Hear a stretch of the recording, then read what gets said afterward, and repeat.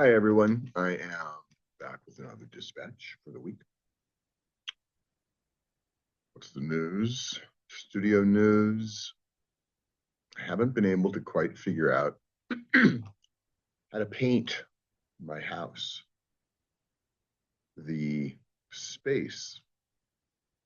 The view is there, but where I need to stand in order to paint the view is it's my kitchen table and the window. I don't have enough light and room to make it work. So it's frustrating. I haven't figured it out. In the meantime, I need to paint. So I'm working on something back here in the studio. It's up on the easel. It's an interior. I'm not showing it yet. Maybe I'll put a. I don't think the picture would mean much. I took a photo. It's too, it doesn't really translate. Anyway, that's what I'm doing. And then it's a sunny day. It was raining last night and this morning here. What, like real rain, nice rain, not like crazy climate change deluge, but it's pleasant rain. Nice. The last thing, well, I don't know the last thing. I don't know if anyone's noticed. On when I'm talking, I don't know if it's Zoom or it's just my video camera, or maybe it's just I don't know, on my new laptop as I'm talking. The the light, the exposure here changes. It goes light, it goes dark, it goes lighter, it goes dark. If anybody knows anything to do with the settings, whether it's Zoom settings or it's probably, I've got a Lenovo Yoga. I don't know, man.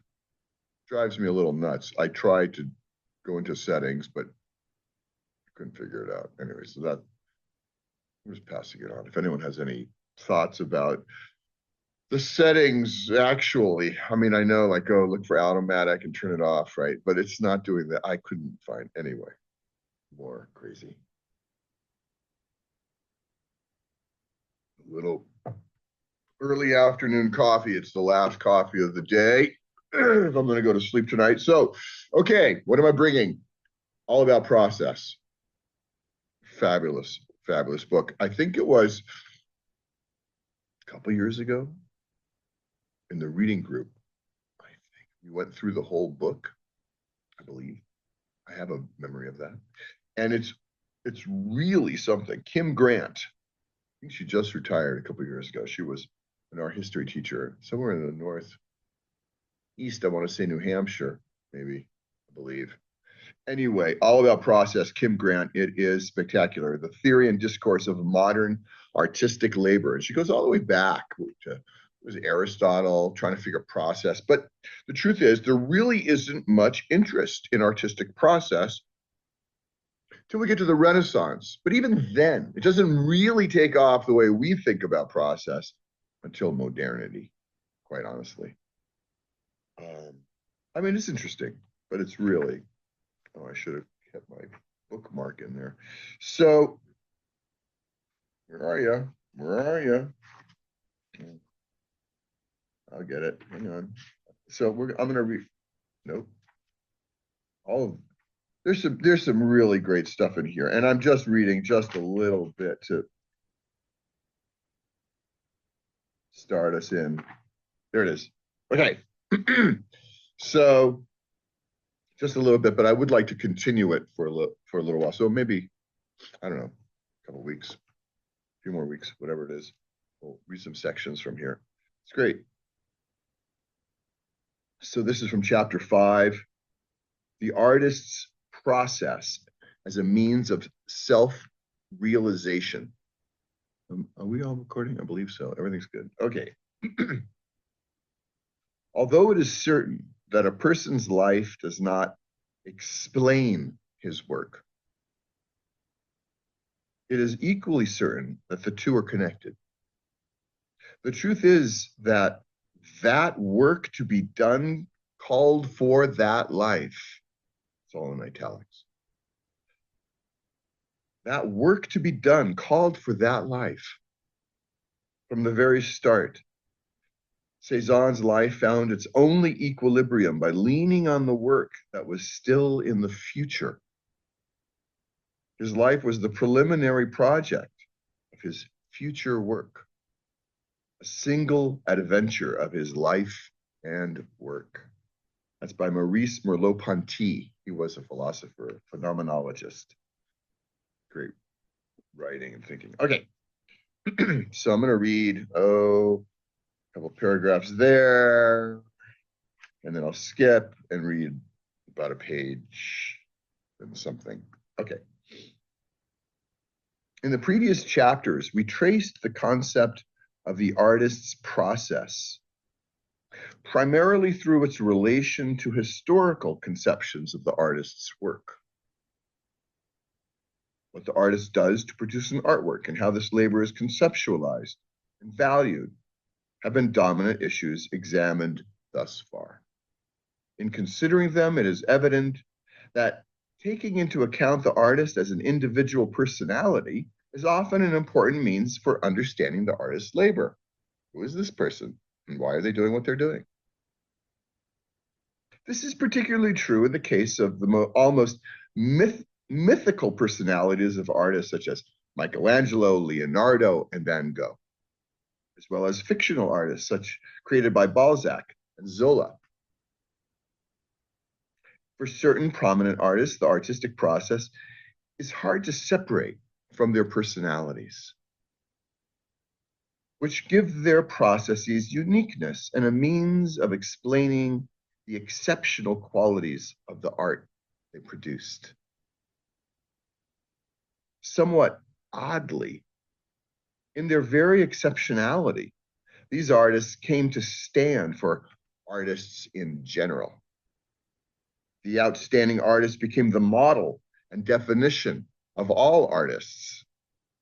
The oddities and extremism of their personalities became the basis for a widespread conception of the creative artistic person. Just a side note, I mean, after grad school, I just didn't think I was crazy enough, obsessive enough, to be a real artist. I was too kind of just, I don't know, pretty straightforward. Like, I wasn't obsessive and manic. So, yeah, I'm not the real thing. All right. The reason for this conception, the reasons really, I should say, the reasons for this conception, despite the many examples of prominent artists who gave no evidence of extreme deviations from the normative in their personal or working lives, are complex. They can be understood as part of a general identification of the artist as a type of worker who is not hampered by the limitations imposed on most workers in modern industrial capitalist society. The modern artist is an exemplar of the free laborer, the worker whose production is determined by individual will rather than the demands of the market. As we saw in chapter 2, thinkers such as Marx and Ruskin made important contributions to the conception of the artist as free laborer. She goes on, I mean, it's a myth. Of course it's a myth, but there's something to it as well. Okay, I'm skipping. But it's a nice myth, thinking, oh yeah, free. Okay, I'm skipping a couple of pages. The modern public's interest in the artist's personality and work processes may be attributed in large part to broad shifts in the conception of human identity that occurred in modern times. As human will, as opposed to God's divine will, was assumed to play a greater role in the fabrication of human life and experience, it became possible to conceive a meaningful equivalence between artistic production and self-fashioning, a theme that became particularly pronounced in existentialism and phenomenology in the 1940s and 1950s. The artistic process came to be seen as a microcosm and metaphor for self-development and self-realization.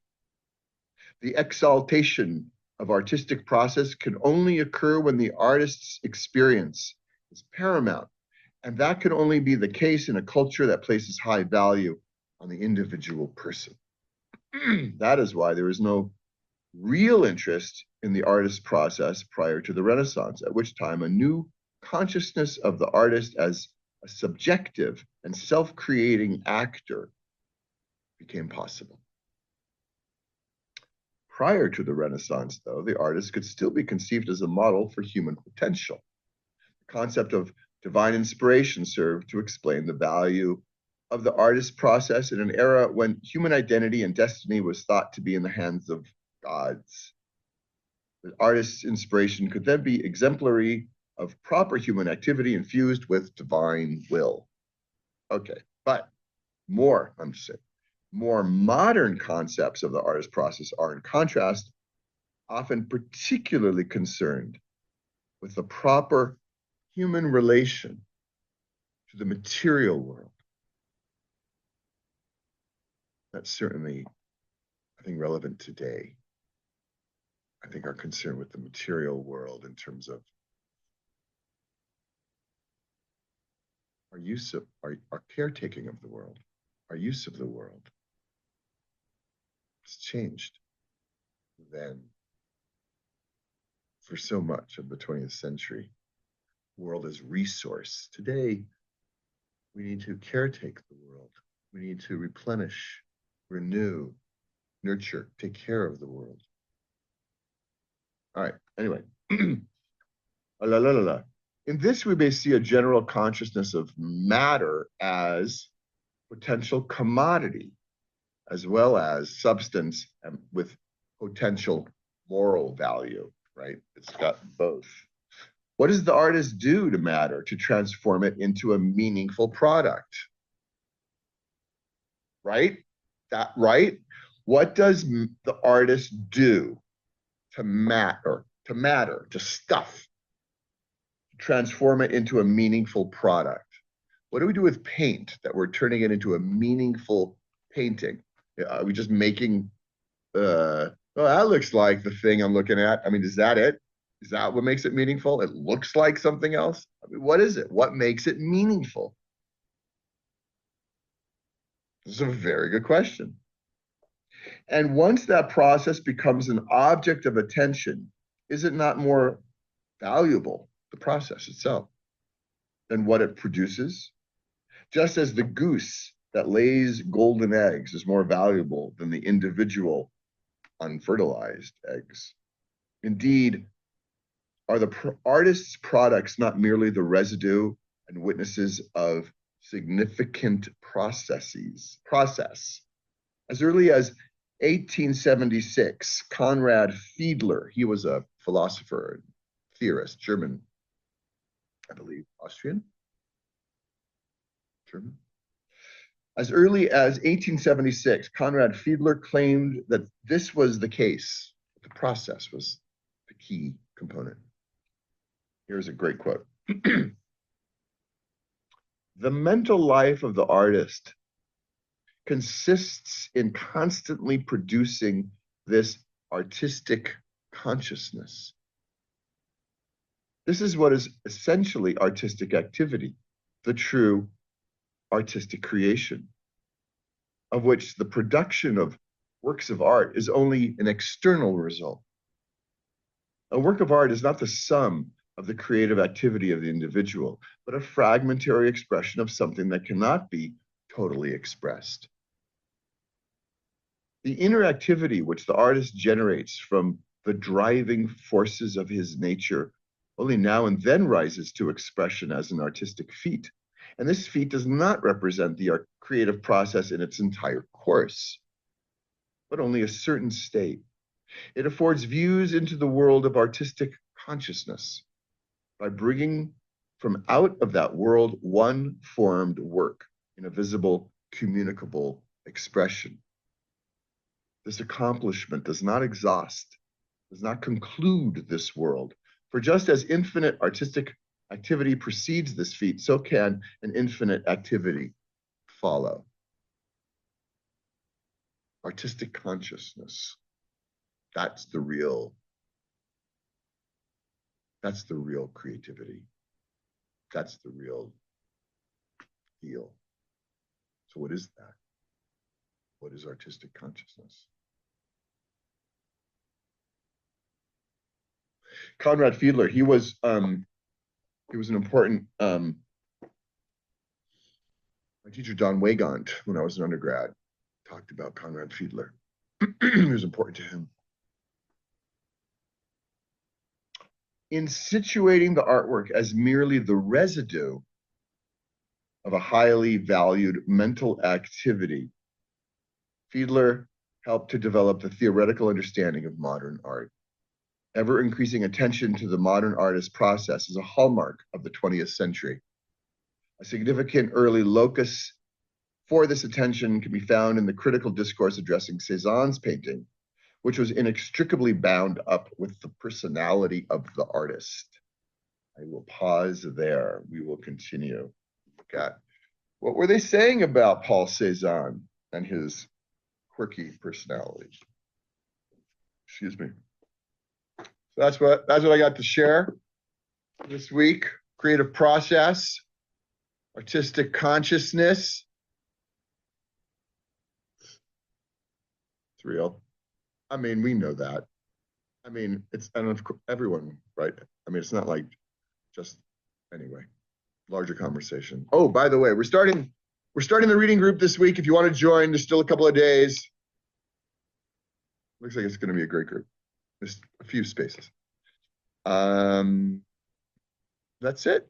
I hope you're all well. Making stuff, playing, making marks, imbuing material with meaning. Okay, take care. Be well, everyone. Bye-bye.